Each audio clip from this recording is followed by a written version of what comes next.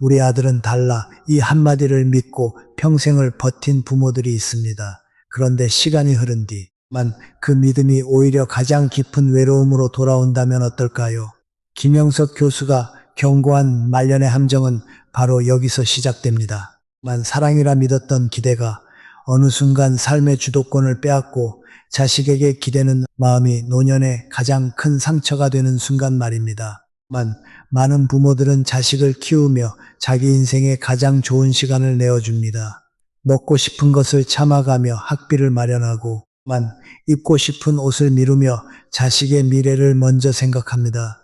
특히 아들이 착하고 성실하게 자랐다면 부모의 마음속에는 자연스럽게 이런 믿음이 생깁니다. 저 아이는 나를 절대 모른 척하지 않을 것이다. 이 믿음은 차갑게 계산해서 생긴 것이 아닙니다. 사랑했기 때문에, 희생했기 때문에, 함께 살아온 시간이 있었기 때문에 생긴 아주 인간적인 기대입니다. 하지만 진짜 이야기는 여기서부터였습니다. 김영석 교수가 말하고자 한 것은 자식을 탓하라는 이야기가 아닙니다. 오히려 그는 더 조용하고 현실적인 질문을 던집니다. 내가 믿고 있는 그 효심은 사실에 가까운가 아니면 내 마음이 붙잡고 싶은 바람에 가까운가? 젊은 시절에는 이 질문이 잔인하게 들릴 수 있습니다. 하지만 나이가 들수록 이 질문은 점점 더 현실이 됩니다. 아무리 착한 아들이라도 그에게는 자신의 가정이 있습니다. 배우자가 있고 자녀가 있고 직장의 압박이 있고 매달 감당해야 할 책임이 있습니다. 부모를 사랑하지 않아서가 아니라 삶이 그렇게 흘러가는 것입니다.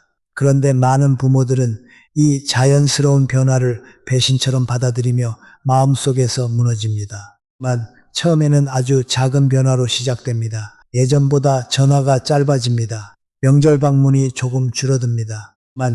함께 살자는 말을 꺼냈을 때 아들이 바로 대답하지 못합니다. 부모는 그 순간 말로 설명하기 어려운 서늘함을 느낍니다. 내가 이 아이에게 이 정도밖에 안 되는 존재였나. 그러나 아들의 입장에서 보면 그것은 외면이 아니라 현실의 무게일 수 있습니다. 이 차이가 바로 노년의 상처를 크게 만듭니다. 부모는 사랑의 격으로 현재를 바라보고 자식은 현재의 책임 속에서 부모를 바라보기 때문입니다. 그런데 많은 사람들이 주목한 부분은 따로 있었습니다. 가장 위험한 순간은 부모가 자식에게 기대는 것을 편안함으로 착각할 때입니다. 병원 예약을 아들이 해주고 약을 챙겨주고 생활비를 보내주면 처음에는 고마움과 안도감이 듭니다. 이제 조금 쉬어도 되겠구나. 하지만 시간이 흐르면서 이상한 일이 생깁니다. 내가 어느 병원에 갈지, 무엇을 먹을지, 어디서 살지 하나씩 내 결정권이 줄어듭니다. 편안함은 어느새 의존이 되고 의존은 다시 눈치가 됩니다. 내 삶인데도 내가 주인이 아닌 것 같은 느낌, 그것이 노년의 가장 무서운 상실입니다. 이 장면이 더 크게 다가온 이유가 있습니다. 사람은 돈이 없어서만 초라해지는 것이 아닙니다. 결정할 수 없을 때, 부탁해야 할 때, 상대의 표정을 살펴야 할 때 마음이 작아집니다. 특히 부모가 자식에게 경제적으로 의존하기 시작하면 관계의 결이 달라집니다. 받는 사람은 미안해지고 주는 사람은 부담을 느낍니다. 처음에는 아무도 그 감정을 말하지 않습니다. 가족이니까 참습니다. 사랑하니까 덮어둡니다. 그러나 말하지 않은 감정은 사라지는 것이 아니라 쌓입니다. 어느 날 아주 작은 말 한마디, 사소한 표정 하나가 그동안 눌러왔던 감정을 건드릴 수 있습니다. 단순한 경제 문제가 아닙니다. 그 안에는 자존감의 문제가 숨어 있습니다. 부모가 평생 지켜온 어른으로서의 자리, 스스로 결정하고 책임지던 삶의 중심이 조금씩 흔들립니다. 내가 짐이 되는 것은 아닐까? 내가 너무 오래 기대고 있는 것은 아닐까? 이런 생각이 마음속에 들어오기 시작하면 노년의 하루는 조용히 무거워집니다. 밥 한 끼를 얻어먹는 자리에서도 마음이 불편해지고 병원비 이야기를 꺼내는 순간에도 말끝이 흐려집니다. 팬들이 쉽게 넘기지 못한 이유도 바로 여기에 있었습니다. 이 이야기는 남의 이야기가 아니라 언젠가 내 부모, 혹은 나 자신의 이야기가 될 수 있기 때문입니다. 더 깊은 함정은 아들 집에 들어간 뒤 시작됩니다. 많은 부모는 말합니다. 만, 그래도 가족인데 함께 살면 낫지 않겠느냐. 물론 어떤 경우에는 함께 사는 일이 필요할 수 있습니다. 하지만 그것이 유일한 선택지가 되는 순간, 부모의 마음은 쉽게 흔들립니다.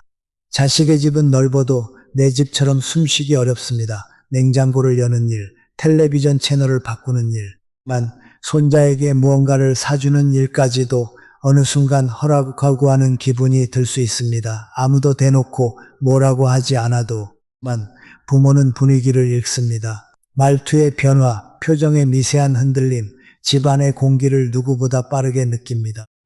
여기서 중요한 것은 며느리나 자식을 나쁘게 보자는 것이 아닙니다. 문제는 사람의 악의가 아니라 구조입니다.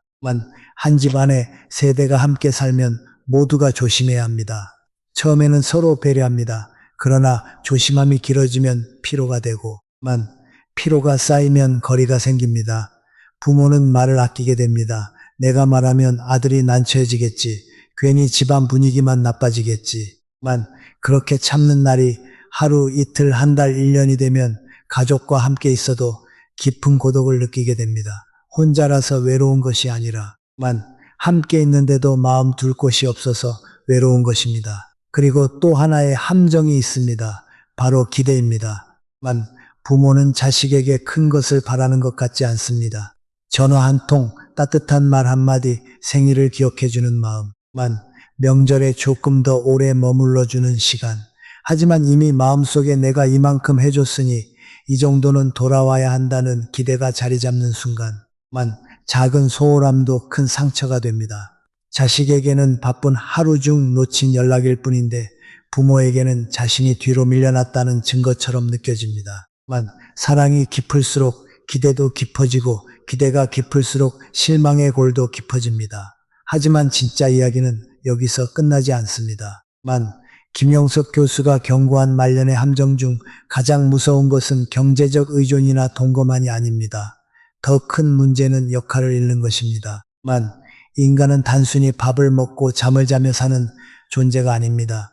누군가에게 필요하다는 느낌, 오늘 내가 무언가를 했다는 감각, 내일 다시 일어나야 할 이유가 있을 때 사람은 살아갑니다. 그런데 자식에게 모든 것을 맡기고 나면 하루가 이상하게 비어갑니다. 아침에 일어나도 할 일이 없고 TV를 보다 밥을 먹고 또 같은 하루가 반복됩니다. 몸은 편할지 몰라도 마음은 점점 멈춰갑니다. 이 지점에서 많은 이들이 깊이 생각하게 됩니다. 노후의 편안함이 정말 아무것도 하지 않는 것일까? 자식이 챙겨주는 밥과 넓은 방이 정말 행복을 대신해 줄 수 있을까?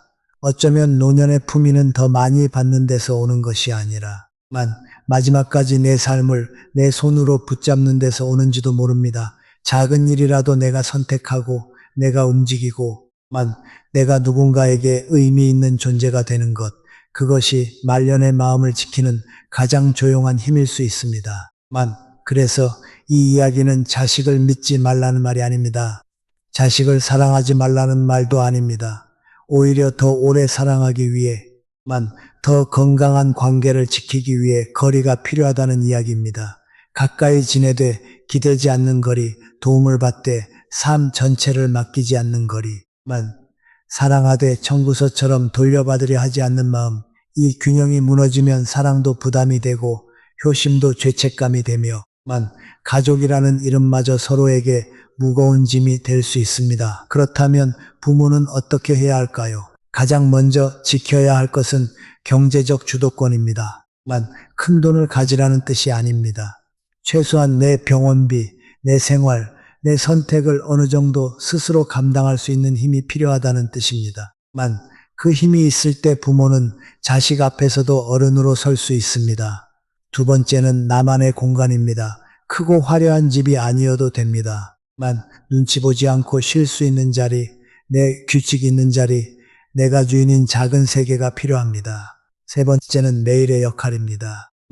걷기, 글쓰기, 친구에게 전화하기, 작은 봉사, 책 읽기처럼 사소해 보여도 내가 선택한 활동이 있어야 합니다. 이 모든 이야기가 무겁게 느껴지는 이유는 누구도 완전히 남의 일처럼 들을 수 없기 때문입니다. 부모의 마음에는 늘 자식을 향한 기대가 있고, 자식의 마음에는 늘 현실의 무게가 있습니다. 어느 한쪽이 나쁘다고 말할 수 없는 이 복잡한 감정 속에서만 우리가 놓치지 말아야 할 것은 하나입니다. 노년의 삶은 누군가 대신 살아줄 수 없다는 사실입니다. 만 아무리 좋은 자식도 부모의 하루를 대신 살아줄 수 없고 아무리 효심 깊은 아들도 부모의 마음속 빈자리를 완전히 채울 수는 없습니다.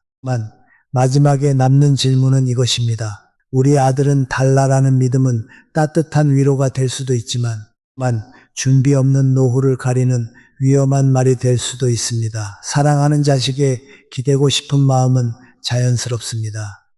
그러나 그 마음이 내 삶의 운전대를 넘겨주는 순간 후회는 너무 늦게 찾아올 수 있습니다. 여러분은 어떻게 생각하시나요? 자식에게 기대지 않는 노후와 가족의 따뜻한 돌봄, 그 사이에 가장 좋은 거리는 어디쯤이라고 보시나요?